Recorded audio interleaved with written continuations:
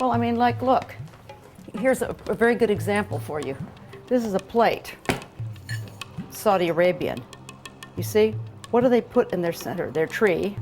And then here's the shape. Do you see that? It's going on again. Oh, and it's little shapes too. They didn't have to do that. You see? Oh, look, here we have it. But this is from the Kaaba in Mecca.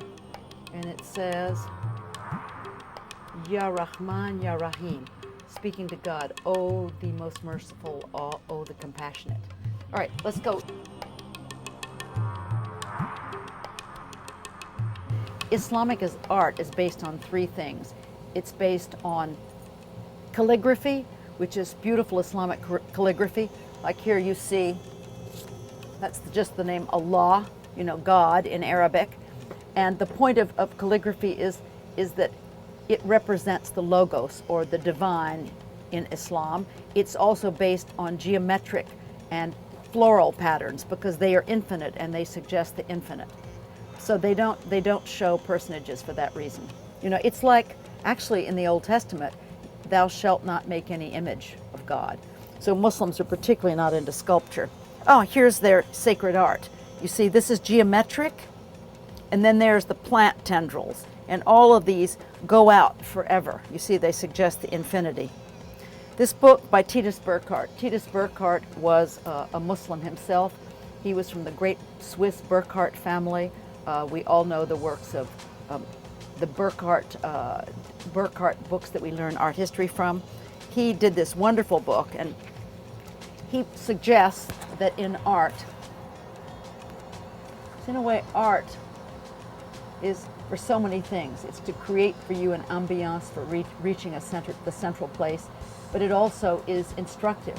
I mean, for me, I used to walk through museums and see over and over again pictures, the paintings of Jesus's life. And I think in this case, art has been originally to showing the doctrine to the illiterate. You don't have to be able to read or write to be able to follow it. One thing, for example, let's take two kinds of icons here. We're often familiar with this Russian Virgin of Vladimir, this could be, with the baby next to her. But then this icon is called iconostasis, and this is seen on the rood screens in the Eastern Church, because Jesus here, at this place, here, Jesus represents our spiritual potential, and Mary represents our receptive nature. You see, these things mean things. They're not just, they're also instructions of where to be. You know, for example, if you think about it, just look at this. Let's take Christmas Eve. We all go to church and we hear about how there was no room for them in the inn. Therefore, they had to they went into the manger. All right, the inn, a place of the world and noise and carousing. The manger, utter humility, utter poverty. What we're looking at right now, because Christmas is celebrating the birth of Jesus, but really it should be reinstating the birth of Jesus in our own hearts, reforming our nature based on Him.